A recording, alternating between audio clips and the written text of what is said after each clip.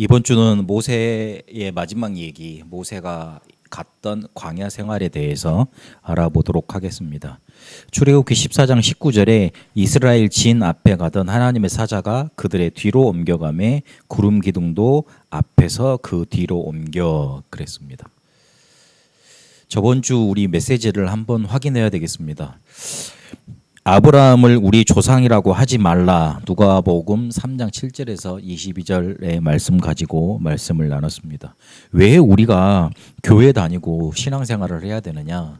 왜 우리는 꼭 이 복음을 듣는 그리고 전하는 그런 예배 속에 참여해야 되느냐? 아버지 어머니가 교회 다녀서 이 자리에 있는 경우도 있고, 그리고 내가 원해서 내 사명 때문에 와 있는 경우도 있고, 그리고 사람이라는 게 원래 관성이라는 게 있어서 늘 가던 자리이기 때문에 그냥 와 있는 경우도 있습니다. 그러나 다시 한번 왜 우리가 여기 있어야 되는지 생각을 해봐야 됩니다. 우리에게는 숨은 문제가 있기 때문이라고 그랬습니다. 그 숨은 문제가 있으니까 겉은 반들반들하게 보여도, 겉은 이렇게 나무의 형태를 띠고 있어도 속은 썩어져 가는 겁니다. 속이 썩어져 있으니까 뿌리를 제대로 내리지 못하지요. 속이 든든하고 속이 알차 있어서 뿌리가 깊게 저 샘의 근원, 물의 근원에 이렇게 딱 닿아서 양분을 뽑아 올리고, 그래서 든든해지고 속이 든든해지고 또 이렇게 열매도 맺고 튼튼한 나무가 돼야 되는데, 속에 숨은 문제 때문에 썩어 있으니까 뿌리를 못 내리는 거예요. 그러니 뿌리가 흔들리니 거센 풍파가 다가오면 바로 넘어져 버리는 겁니다. 조금만 누가 흔들어도 건드려도 상처받는 겁니다. 생명력이 없고 힘이 없으니까 조금만 이렇게 스크래치가 나도, 상처가 나도 다시 원상태로 돌아가지 못합니다. 우리 모든 사람은 창세기 3장 이후로 이렇게 숨은 문제 속에 살아가고 있습니다. 그래서 이스라엘 백성을 보고 하나님을 잘 믿는다 그러고 유일신을 섬기고 하나님이 택한 그 백성들을 보고 세례 요한이 뭐라고 그랬냐면 독사의 자식들아 그랬습니다. 자기들은 얼마나 신앙생활을 잘한다고 자부했는지 몰라요. 11조도 제대로 하지요. 그리고 그 11조도 제대로 하면서 남도 이렇게, 복지제도가 이스라엘은 필요 없었습니다. 왜냐하면 하나님의 법에 다 살 수 있도록 그렇게 만들어 놨으니까. 그게 제대로 지켜졌는지는 모르겠습니다만은 어쨌든 원래 그렇게 복지제도가 필요 없을 정도로 그렇게 나그네를 살리고 가난한 자, 고아, 과부를 살리는 법이 있었습니다. 그런데 그것 따라서 잘 믿는 사람들은 다 지켜 행했어요. 그리고 제사장도 잘 섬기고 율법도 잘 지키고, 얼마나 이 사람들이 거룩하게 살았냐면 율법을 지켜서 구원받는다고 그렇게까지 자신했습니다. 그런데 그런 사람들을 보고 세례 요한이 뭐라 그랬냐면 독사의 자식들아, 너희 조상인 아브라함을 너희 아비라고 그러지 마라. 우리도 모르는 사이에 이 숨은 문제에 속아서 이런 상태, 요한복음 8장 44절에 있는 것처럼 마귀 자녀의 상태 속에 살았는지도 모릅니다. 그 속에서 태어났고 그 속에서 살고 있는 겁니다. 그래서 누가복음 3장 9절에 보니까 너희 앞에 도끼가 놓여 있으니까 찍어서 17절에 보니까 불로 태워버린다 그랬어요. 우리가 복음 아닌 것 들고 있으면, 우리 그 속에 복음 아닌 것으로 가득 차 있고 그걸로 이렇게 건물을 쌓아가면 불 탔을 때 그 반석 위에 복음 아닌 것들, 그런 건물들은 다 태워져 없어져 버린다고 그랬습니다. 세상에 그런 불은 뭘 말합니까? 전쟁을 의미하죠. 뭔가 싸움을 의미하죠. 뭔가 다툼을 의미하죠. 그런 재앙을 의미합니다. 그런 것들이 일어났을 때 우리 속에 그것을 견딜 수 있는 뭔가가 없는 거예요. 복음 아닌 것으로 우리 속에 가득 차 있으면. 우리는 하나님을 떠나서 독사의 자식으로 말할 수밖에 없는 그런 영적인 저주 상태, 마귀 자녀 상태, 뭔가 재앙의 상태, 지옥의 상태에서 태어났고 그렇게 살 수밖에 없는 존재들이에요. 지금 내가 느끼는 갈등들, 지금 내가 느끼는 문제들, 그거를 힘들다고 생각하는 그런 막 이렇게 내 안에 뭐 스트레스 이런 것들 어찌 보면 당연한 겁니다. 당연한 것들입니다. 이미 그렇게 태어났고 그 속에서 살아왔기 때문에. 그래서 세례 요한이 또 이런 말을 합니다. 너희들 두보도 가지지 말고 관리들은 너희들이 받은 그걸로 족하라 그랬어요. 우리가 독사의 자식들이라는 그런 상태 속에, 그리고 속에는 숨은 문제로 썩어 있으니까 복음에 뿌리 내리지 못하니까 어떤 거 있잖아요. 조금만 우리에게 이득될 것만 바라보면 그게 탐욕의 노예가 돼버리는 겁니다. 그래서 막 옷을 빼앗고 가져도 풍족하지 않고 뭔가 이렇게 막 새 것을 가지고 뭔가 막 기중품을 사도 마음이 안정이 안 되는 겁니다. 자꾸만 취하는 거예요. 그런 탐욕의 노예가 되지 말라고 세례 요한은 또 그렇게 말을 했습니다. 그러면서 나는 메시아가 아니다. 내 뒤에 오시는 분은 성령과 불로 너희에게 세례를 주실 것이다. 그랬습니다. 우리에게 복음이 발판되어져서 그 능력이 체험되는 길이어야지만 세상을 살릴 수 있고, 그리고 우리 인생도 제대로 살아갈 수 있게 된다고 그랬습니다. 우리의 보는 눈이 중요합니다. 성령과 불세례로 우리에게 복음이 발판되고 복음이 능력되지 않으면 우리 보는 눈이 달라져서 늘 숨은 문제 속에 당할 수밖에 없습니다. 우리가 큰 문제에서도 예배 와서 우리 마음이 시원해지고 복음만 들으면 그것 때문에 우리 가슴이 뛰고 그것 때문에 우리 마음이 뭔가 충족을 얻고 풍요함을 얻고 쉼을 얻고 힘을 얻는다. 그 사람은 바로 하나님의 자녀입니다. 예배만 드리고 나면 하나님의 말씀이 내게 다가오고 다가온 거 없더라도 뭔가 시원한 평안함이 있다. 그 사람은 하나님의 자녀가 맞습니다. 그 사람은 숨은 문제 속에 살고 있어도 숨은 문제가 가득해도 어느 순간 성령과 불세례에 임할 것이기 때문에 복음이 발판되고 복음의 능력 누려지게 되어 있습니다. 그 사람은 바로 하나님의 자녀고 아브라함의 후손입니다.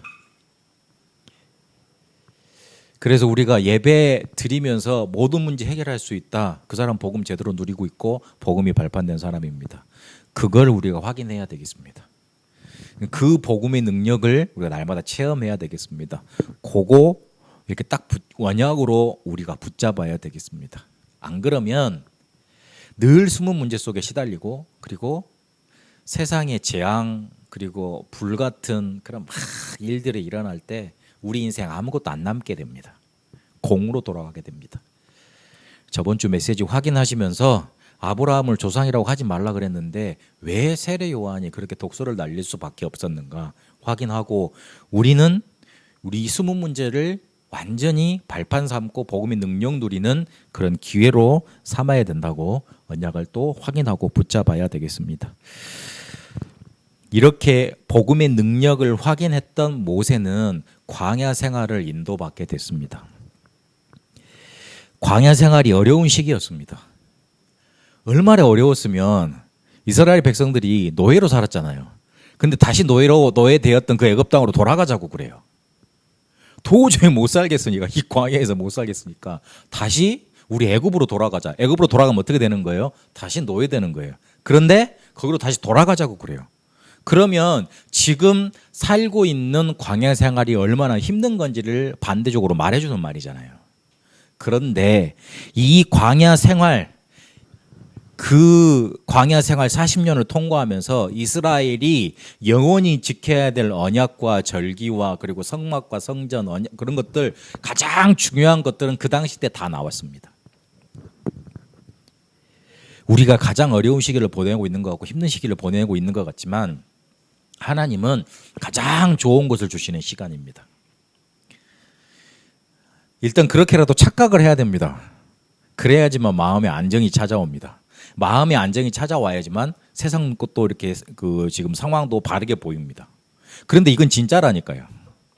이스라엘이 착각도 못했고요, 진짜로 믿지도 못했어요. 그러니까 40년 돌아가면서 어쨌든 광야는 지나갔거든요. 근데 늘 불평하고 불만하고 불만족스럽고 하나님께 대항하고, 하나님께 대항하지 못하니까 또 죽을 것 같으니까 모세한테 대항하고 그랬습니다.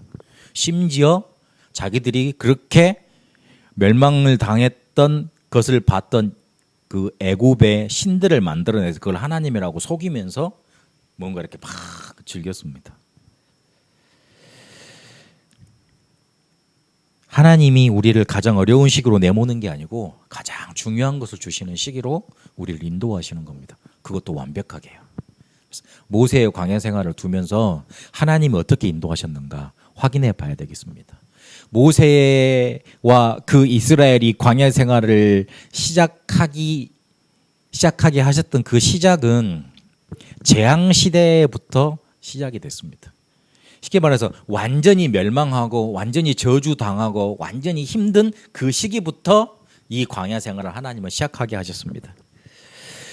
이스라엘 백성은 노예가 됐고 그들의 지도자들은 장로들은 뭐 할 수 있는 게 없으니까 탄식만 했었고, 그리고 실제로 하나님이 예비하셨던 지도자 모세는 포기해 버렸습니다. 하지만 완벽한 것을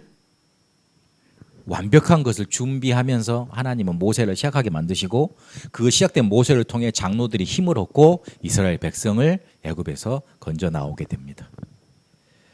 모세는 자기는 아니라고 그랬습니다. 그런데 하나님은 모세 너밖에 없다고 그랬습니다. 사람들은 우리 보고 아니라고 그럽니다. 그런데 하나님은 우리 보고 니들밖에 없다고 그럽니다. 우리는 때때로 문제와 갈등을 못 넘어서 좌절하고 낙심하고 막 실망하고 그렇게 무너집니다. 그런데 하나님은 너 정도면 된다고 말씀하십니다.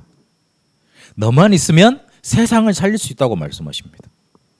그게 하나님이 우리를 바라보는 시선입니다. 다 세상은 안 된다고 그러고 세상이 안 된다 그러니까 그 말에 나도 내 자신을 돌아보니까 너무 무능력하고 힘이 없어요. 그래서 나는 안 된다고, 나는 어쩔 수 없다고 그렇게 좌절하고 낙망하고 있을지도 몰라요. 그러나 하나님은 복음 가진 너라야만 된다고 말씀하십니다. 그렇게 시작을 하신 거예요. 이스라엘 백성이 완전 불가능의 상황 속에, 절대 불가능 속에 있었습니다만은 하나님은 그 속에 절대 가능의 언약을 주셨습니다.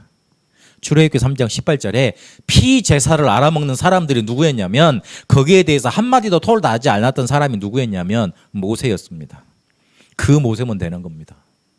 여러분, 예수가 그리스도라고 믿어지시고, 그리고 나는 그 언약을 믿은 하나님의 자녀라고 믿어지고, 그리고 나는 이 복음을 전하러 갈 렘넌트라고 믿어진다면 된 겁니다.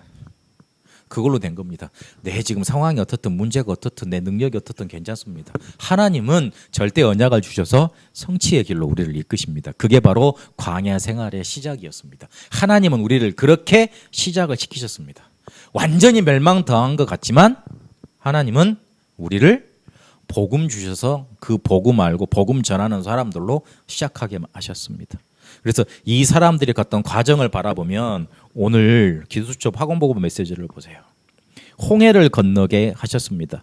출애굽기 14장 14절에 보니까 가만히 있어서 너희는 지금 여호와께서 행하시는 구원을 보라고 그랬습니다. 이 사람들이 죽을 줄 알았거든요. 근데 죽지 않았습니다. 오히려 그들을 쫓아왔던 애굽의 그 전차부대 있거든요. 그 사람들이 죽었습니다. 만나와 메추라기로 또 먹이셨습니다. 그들이 굶어 죽을 줄 알았지만 한 번도 굶어 죽지 않았습니다. 아말렉과의 전쟁에서도 승리하게 하셨습니다. 이 사람들은 군사 훈련을 받은 사람들이 아니잖아요. 병장기가 있는 건 아니잖아요. 그런데 하나님이 아말렉과의 전쟁에서도 승리하게 하셨습니다. 그리고 천부장, 백부장, 50부장, 10부장 제도를 주십니다. 모세가 원통한 이스라엘 백성들이 오니까 사람들 사이에 자꾸 있으니까 200만이나 되니까 자꾸 싸우고 뭔가 이렇게 막 다툼 분쟁이 일어날 거 아닙니까? 그래서 원한 있는 사람들이 많을 거 아니에요. 그 사람들을 보고 이드로 장로가, 모세의 장인 이드로 장로가 사람들을 세워서 그들에게 재판관을 남겨주라고 백성들을 통치하게 만들어 이렇게 제도를 짜주거든요. 한 번도 원한 있는 사람들을 그대로 내버려 두지 않으셨어요. 조직을 만들어서 모든 사람들을 살리고 통치하고 그 사람들의 원한을 풀고 그 사람들의 뭔가 이렇게 어려움을 돌봐줄 수 있는 조직으로 하나님 만들어 가셨어요. 우리의 원한을 가만히 내버려 두지 않으세요. 하나님은 한 번도 우리의 상처를 그냥 이렇게 뭔가 내팽겨 두지 않으셨어요. 다 돌아보셨어요. 다 챙기셨어요. 다 살리셨어요. 그리고 계명도 허락하십니다. 하나님의 자녀답게 살 수 있도록 그 축복을 누릴 수 있도록 올바른 길을 우리에게 허락해 주셨습니다. 그리고 성막도 봉헌하게 하셨습니다. 성막 봉헌하려면 어떻게 돼요? 성막 뭘로 지으라고 그랬어요? 금으로 짓고, 그 다음에 자기들 옷도 없는데 뭔가 이렇게 뭐 직조 이렇게 짜가지고 처음 만들고 막 만들고 그래야 되잖아요. 이스라엘 백성들이 노예에서 나왔는데 뭐가 많았겠어요. 그리고 가져 나왔더라도 뭐 금금 폐물 갖고 나왔다 그랬잖아요. 출애굽할 때. 그거 가나안 들어가서 이렇게 뭔가를 살 때 그때 써야지. 쉽게 말해 저금을 해놔야지. 근데 하나님은 그거 다 끄집어내라 그랬어요. 쉽게 말해서 그거 해놓고도 성막 짓고도 성전 봉헌하고도 가난해지지 않을 정도로 하나님이 축복하셨어요. 그리고 언약궤를 허락하십니다. 성전과 성막에 영원히 그 언약궤를 둬서 하나님이 말씀으로 인도하셨다, 능력으로 인도하셨다, 먹고 입히셨다 그 사실을 기억하게 만드셨습니다. 무슨 말입니까? 그 과정을 하나님은 완벽하게 인도하셨습니다. 우리는 내 팔 들고 내 힘으로 열심히 팔치면서 사는 것 같지만 하나님은 우리를 완벽하게 인도하십니다. 우리는 어렵고 힘들고 그리고 좌절하고 낙심하고 낭망할 일이 우리 앞에 산더미처럼 쌓여 있지만 그 과정을 누가 인도하십니까? 하나님이 인도하십니다. 그거 알라고 광야 생활을 그렇게 떡하니 자세하게 기록해 놓으신 겁니다. 결과도 이미 완벽하게 나와 있습니다. 가나안 들어갔습니다. 하나님이 가나안 땅에 그 들어가기도 전에 주었다 그랬고 그리고 부르실 때 가나안까지 인도하신다 그랬어요. 그 완벽한 결과도 하나님께서 인도하셨습니다. 모세의 광야 생활, 이스라엘의 광야 생활 가장 어려운 시기에 영원한 언약을 주신 시기였습니다. 그리고 이스라엘 백성이 가장 힘들고 어렵고 타락하거나 아니면 가장 축복을 받았을 때 나는 너희를 애굽에서 이끌어낸 여호와로다. 그러면서 광야 생활을 쫙 말씀하십니다. 그러면서 언약을 또 허락해 주셨습니다. 그만큼 이스라엘 역사의 기준이 되는 시간이 어느 시간이었냐면 광야 생활이었습니다. 여러분에게 있는 어려움, 낙심, 뭔가 이렇게 힘든 것들 한번 잘 생각해 보세요. 하나님이 영원한 언약을 주시는 그런 시간표입니다. 그래서 아무런 길이 없는 것 같게 우리는 자꾸만 느낍니다. 그러나 하나님은 모든 것을 길로 만드십니다. No way를 every way로 만드십니다. 그러려면 뭐부터 확인해야 되느냐? 우리가 본문에서 광야 생활을 통해서 확인했던 것처럼 우리에게 주어진 상황은 절대 불가능의 상황입니다. 근데 그 절대 불가능의 상황을 보는 눈이 우리에게 달라져서 그거를 절대 기회로 볼 수 있어야 됩니다. 서론에서 저번 주 메시지에서도 우리가 확인을 했죠. 어떻게 우리의 상황을 보느냐가 중요하다고. 보는 눈이 중요한 거예요.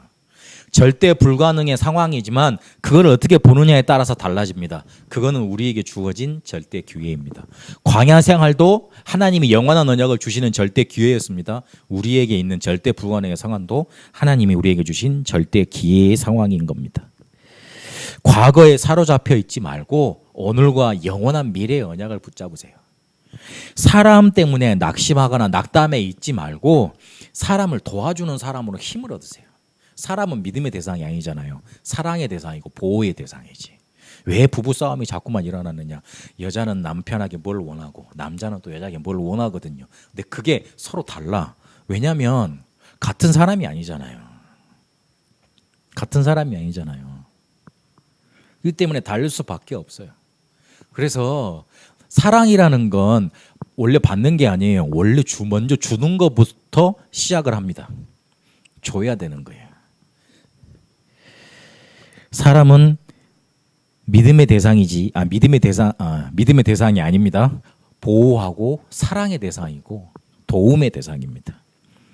그리고 복잡한 것 가지고 뭔가 이렇게 막 한번 일 처리하려고 그러지 말으세요. 단순한 것, 간단한 것, 언약을 딱 붙잡으세요.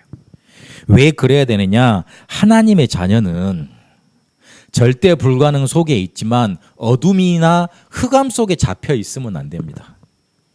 자꾸 과거의 상처, 사람에 대한 낙심, 복잡한 생각으로 마음이 번잡해 있고 어둠에 쫙 사로잡혀 있으니까 뭐가 안 보이느냐? 절대 불가능 속에 놓여진 절대 기회가 안 보이는 겁니다. 하나님은 절대 불가능 속에 절대 가능의 언약을 주셨습니다. 그 언약을 말씀의 흐름 따라 가다 보면 반드시 성취의 자리까지 인도받게 됩니다. 그러려면 이걸 하려면 어떻게 해야 됩니까? 시편 100편 4절을 기억하세요.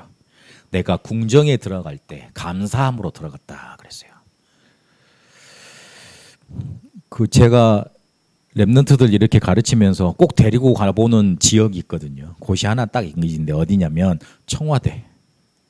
청와대 우리도 마음대로 갈 수 있습니다. 청와대 관광 탐방 신청하면 됩니다. 제가 박근혜 대통령 때는 못 가봤는데 이명박 대통령 때 그리고 문재인 대통령 때 2번 가봤어요. 그리고 거기에서 보면 기념품도 주거든요. 그거 컵 이렇게 집에 이렇게 있습니다. 하나씩. 청와대 들어간다 그러니까 제가 가르치던 아이들 엄마들이 교회 행사는 잘 안 보냈는데 청와대 간다 그러니까 거긴 다 보내주대요. 그래가지고 이렇게 데리고 갔어요. 근데 가보니까 야 역시 대통령 사는 데는 뭔가 달라요. 가봤잖아요. 겨울에도 갔는데 멋있어요. 꽃필 때 가보면 정말 멋있거든요. 이렇게. 근데 그렇게 탐방만 관광만 가도 굉장히 떨리는 곳이 임금님 사는 곳, 대통령 사는 곳입니다. 근데 하나님은 모든 세상의 왕이십니다. 그분을 만나러 오는 곳이 바로 예배 시간입니다. 그러면 설렐 수밖에 없죠. 감사될 수밖에 없죠. 나같이 절대 불가능의 사람이 하나님을 만나러 가니. 그래서 그거를 회복하는 시간을 아침에 가지세요. 그리고 저녁에는 깊은 시간을 가지세요.